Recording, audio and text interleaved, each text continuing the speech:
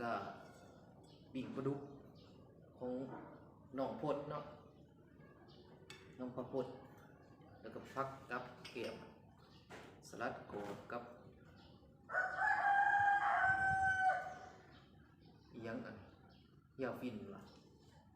แล้วก็หอมซี่เนาะแล้วก็ถั่วงอกพี่น้องสลัดกรอบสลัดธรรมดาก็มีสลัดแดงก็มีพี่น้องพริกแดงพี่น้องพริกเผ็ดแก้วเนาะหัวไล่ใจห่างพี่น้องจัดการเลยเป็นของหนองพดเลย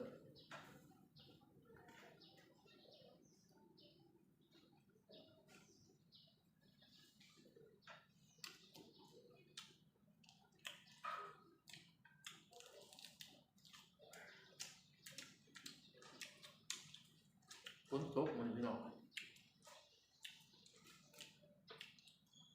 ฝนตกแห้งบริการ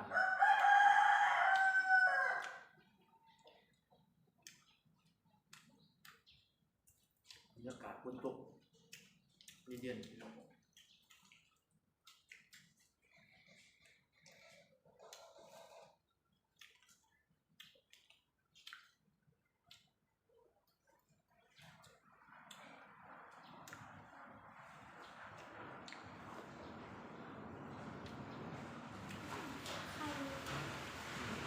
ไข่ไข่มันนะ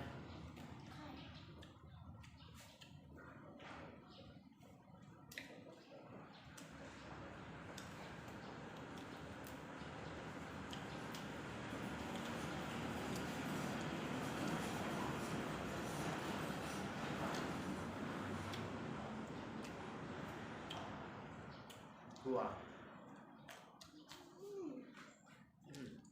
นั่นเหรอ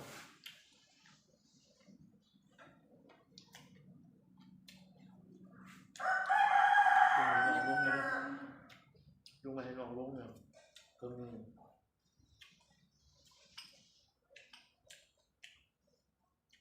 ลองเมืองไก่เป็นยังไง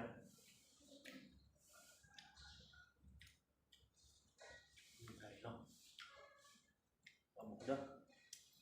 หอมเดี๋ยวมา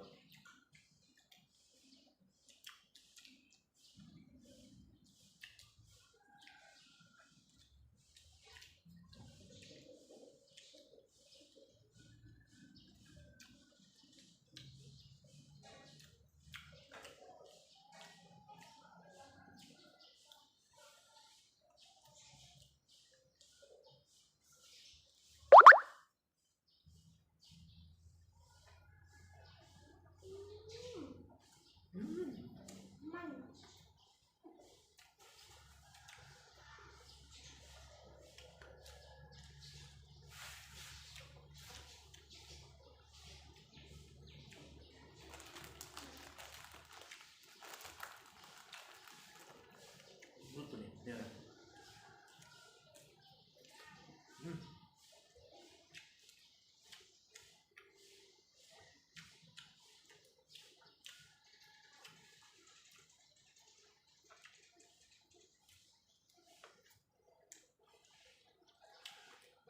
ยังพอท่านมีไม้เลยพี่น้อง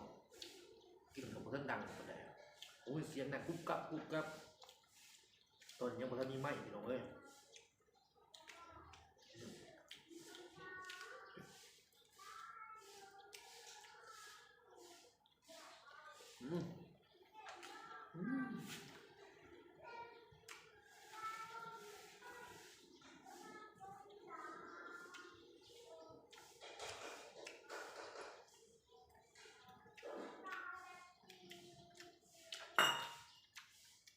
ลาบกุ้ง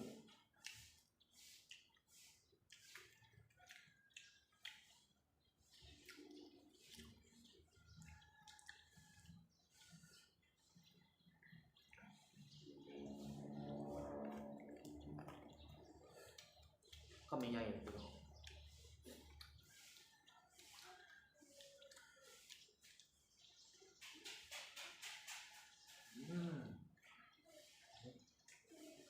เอาลงอ่ะ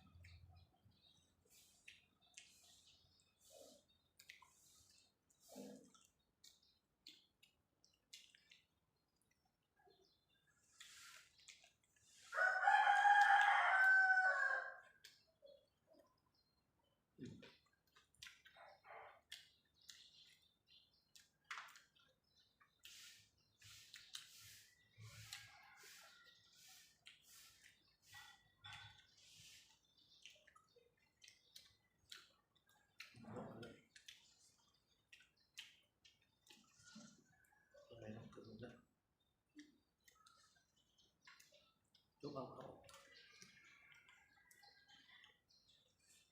ไอ้ลูกกินจุกก็ได้ซื้อจุกกันนะชาวบ้านนี่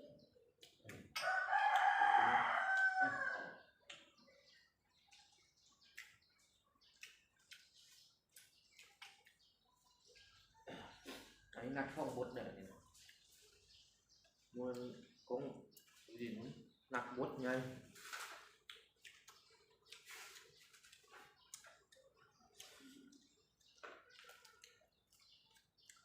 พวกปิดประเด็นนี้หรอก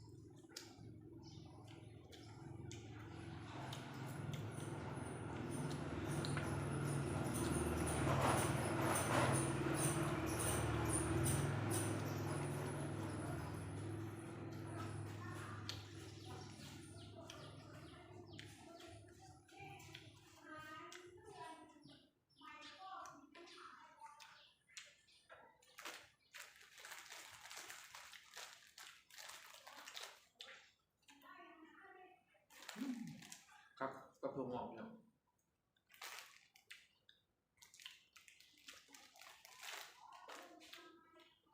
ปล่อยพูดตรง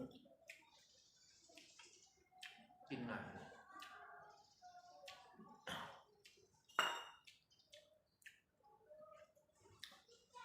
เมื่อนี้กินเขาก็หนองกดหนองกะลงก็อยู่เหมือน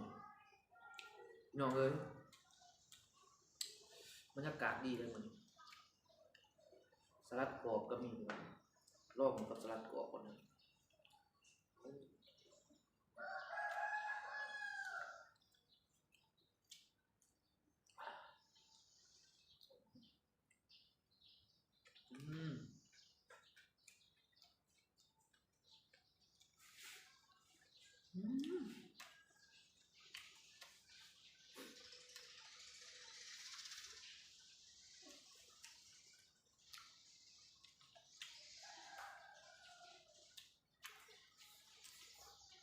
ร้านไม่ก่อนพี่น้องกินนั่นกุ๊บกุ๊บพี่น้องเปล่า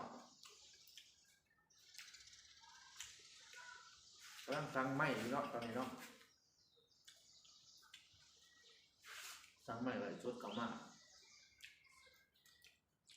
ยังมาทันมาหัวอุ่นหลอดพี่น้อง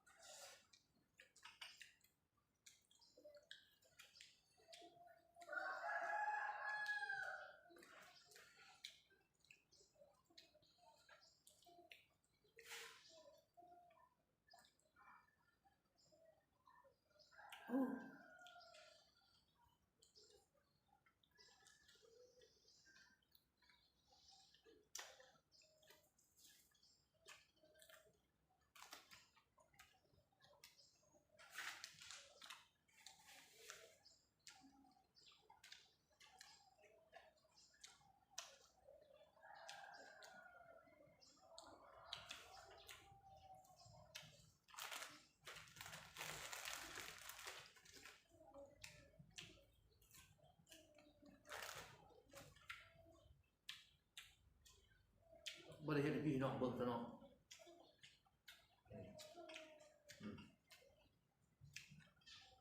วันขนาดสิเฮ็ดให้พี่น้องเบิ่งเด้อมื้อนี้บ่ทันพี่น้องเอ้ยการเก็บน้ำบ่ทัน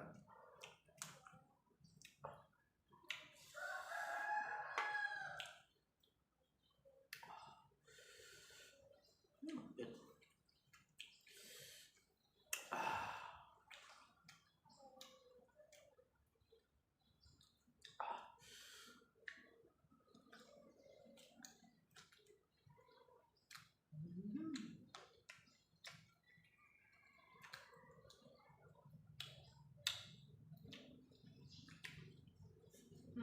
เฮ็ดขึ้นสมอง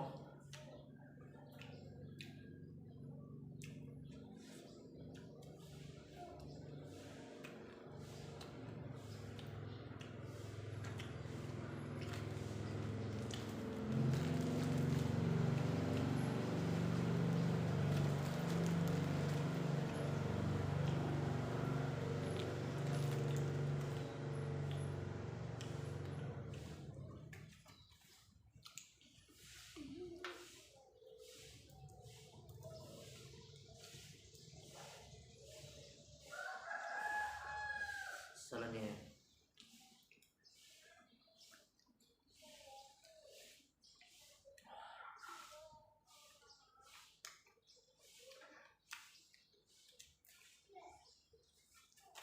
ปักตังโอ้พี่น้อง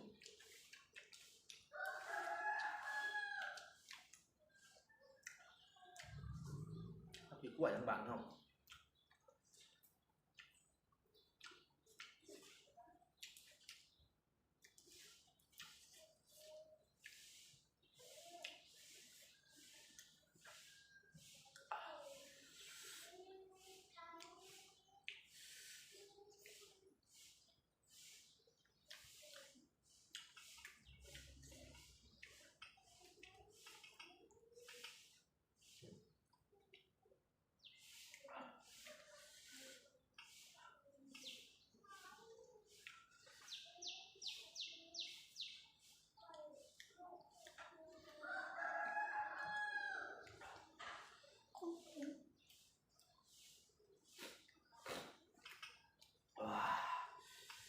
สุดยอด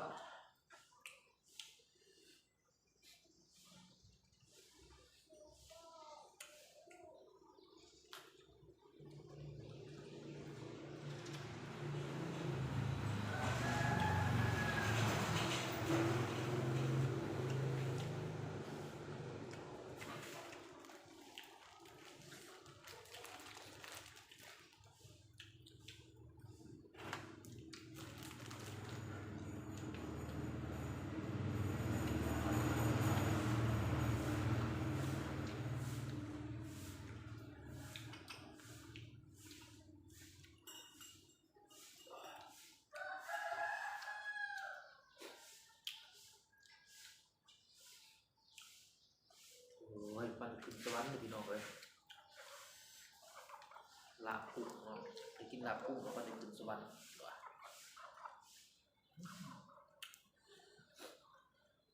นะครับตุ่นกัดก่อนโอ้ยสุดยอด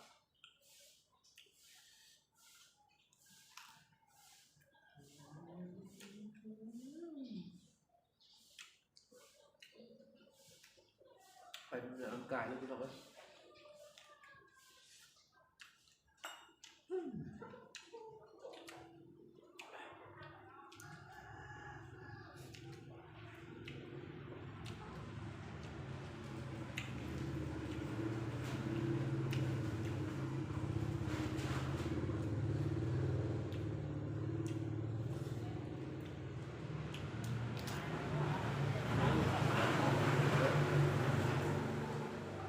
ส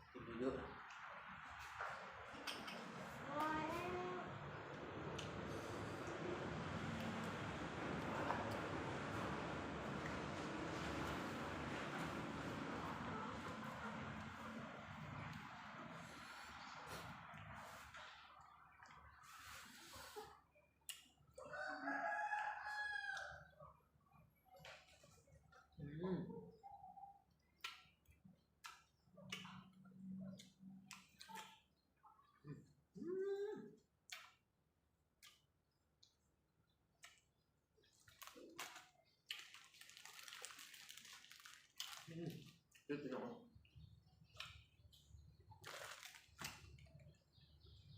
มันเป็นสองหน่อย